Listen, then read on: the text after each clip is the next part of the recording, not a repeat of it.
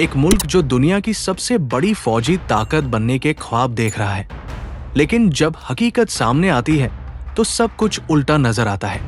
भारत का नवीनतम जंगी टैंक, जो दुश्मन के लिए खौफ की इलामत होना चाहिए था, अपनी ही फौज के लिए बोझ बन गया।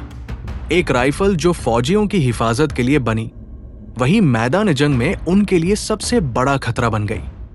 और एक फाइटर जेट, जिसे दुश्मन के तैयारों को धूल चटानी थी, वो खुद अपनी तकनीकी खामियों का शिकार हो गया। ये सब इत्तेफाक है या भारत की दिफाई सनअत की एक बड़ी नाकामी? आज हम भारत के उन दिफाई मंसूबों की हकीकत पर रोशनी डालेंगे जो दुनिया के सामने कुछ और है, लेकिन अंदर से कुछ और।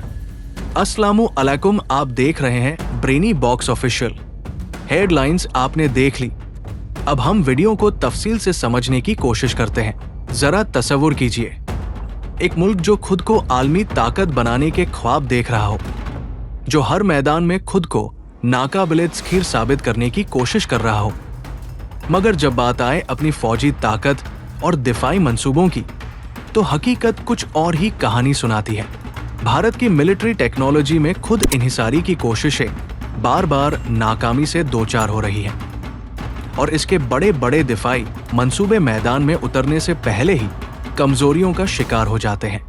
भारत ने आकाश मिसाइल सिस्टम को एक बड़ी कामयाबी के तौर पर पेश किया, लेकिन जब असल मैदान में इसका इम्तिहान हुआ तो ये कई बार अपने हदफ को निशाना बनाने में नाकाम रहा। भारतीय मीडिया ने इसे बेहतरीन दिफाई मिसाइल करार दिया, मगर हकीकत यह है कि ये नवीनतम जंगी हालात के लिए गैर मुअस्सर साबित हो रहा है। टेस्टिंग के दौरान आकाश मिसाइल सिस्टम की कामयाबी की शरह इंतहाई कम रही, और दिफाई माहिरीन का कहना है कि ये किसी भी नवीनतम फजाई हमले का मुअस्सर जवाब देने की सलाहियत नहीं रखता।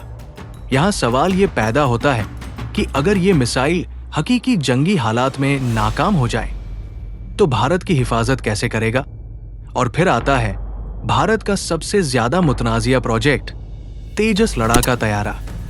भारत ने इस तैयारे को अपनी फजाई ताकत का फख्र करार दिया, मगर ये मंसूबा नाकामियों से भरा हुआ है। तेजस के इंजन में मुसलसल मसाइल आ रहे हैं, और कई रिपोर्ट्स के मुताबिक इस तैयारे के इंजन दौराने परवाज फेल हो चुके हैं। भारतीय फजाइया के कई पायलट्स इस तैयारे को मुकम्मल तौर पर काबिल-एतबार मानने से इनकारी हैं, और यही वजह है कि भारत ने अब तक इस तैयारे को बड़े पैमाने पर अपने फजाई बेड़े में शामिल नहीं किया। तेजस तैयारे का सबसे बड़ा मसला इसके गैर मुल्की इंजन और पुर्जे हैं। भारत हमेशा इन इंडिया का नारा लगाता है, मगर हकीकत यह है कि तेजस में ज्यादातर टेक्नोलॉजी अमेरिका, फ्रांस और रूस की है। यानी भारत अभी तक खुद इन्हिसारी की मंजिल से बहुत दूर है, और इसके दिफाई मंसूबे गैर मुल्की सप्लायर्स पर इन्हिसार करते हैं। यहाँ एक और बड़ा मसला सामने आता है।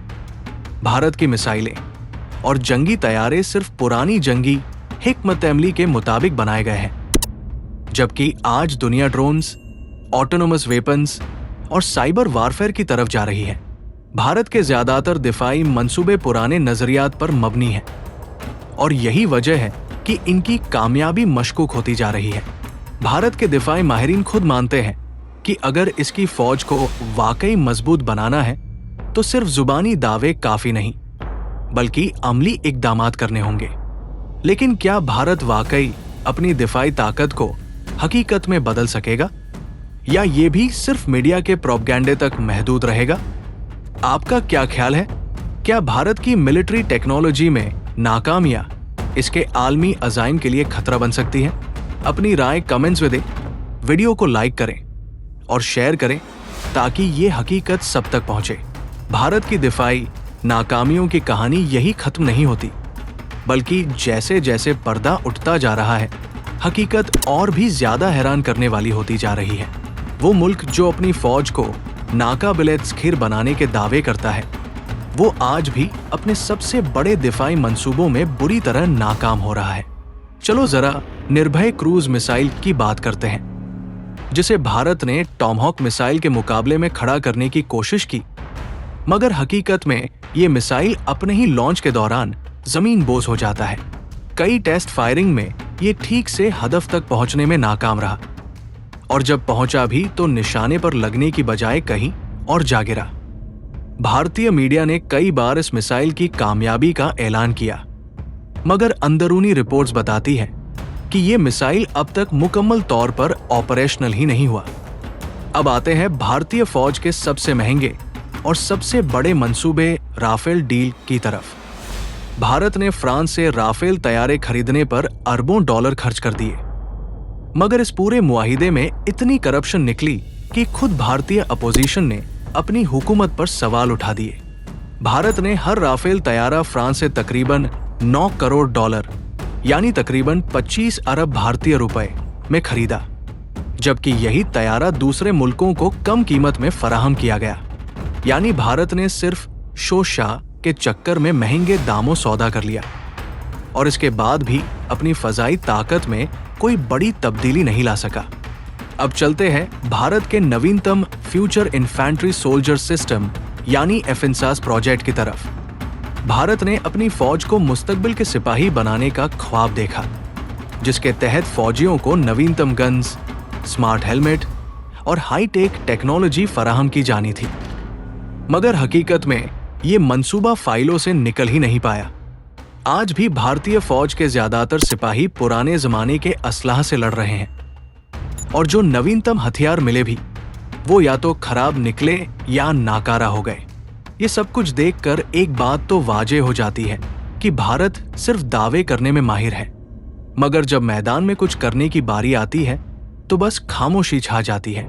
भारतीय फौज के कई दिफाई माहिरीन खुद कह चुके हैं कि अगर भारत को हकीकी ताकत बनना है तो उसे दावों से निकलकर अमली मैदान में कुछ करना होगा। मगर अब तक तो यही लगता है कि भारत की मिलिट्री इंडस्ट्री सिर्फ बड़ी बड़ी बातें बनाने के लिए है, न कि हकीकत में कुछ बनाने के लिए। तो अब सवाल यह है, क्या भारत वाकई एक बड़ी दिफाई ताकत बन सकेगा या ये सब सिर्फ फाइलों और मीडिया के हंगामे तक महदूद रहेगा? अपनी राय कमेंट्स में दें, वीडियो को लाइक करें और ज्यादा से ज्यादा शेयर करें ताकि ये हकीकत सबके सामने आए।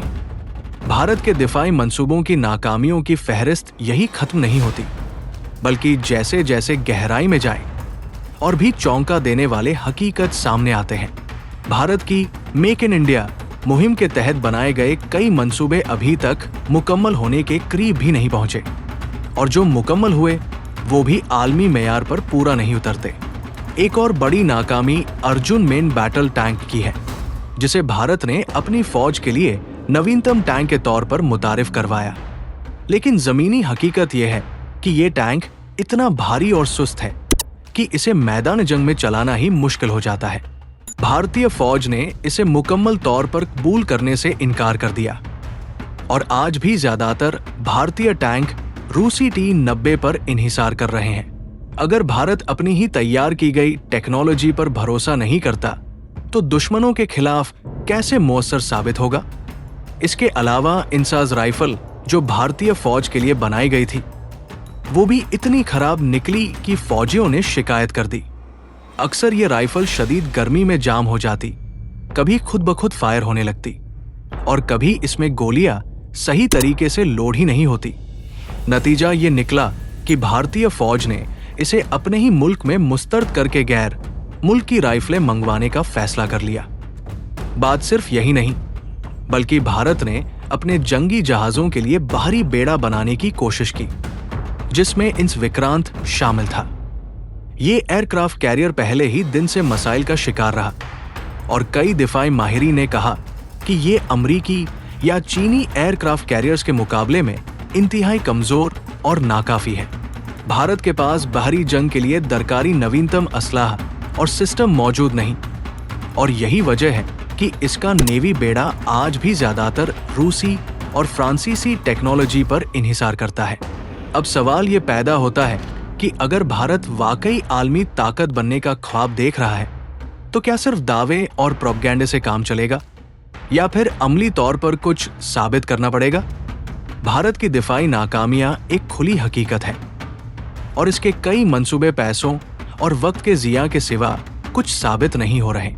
आपका क्या ख्याल है? क्या भारत मुस्तकबिल में अपनी दिफाई कमजोरियों को खत्म कर पाएगा या ये नाकामियां इसके अज़ाइम को खाक में मिला देंगी? अपनी राय कमेंट्स में दें, वीडियो को लाइक करें और ज्यादा से ज्यादा शेयर करें ताकि ये हकीकत सब तक पहुंचे।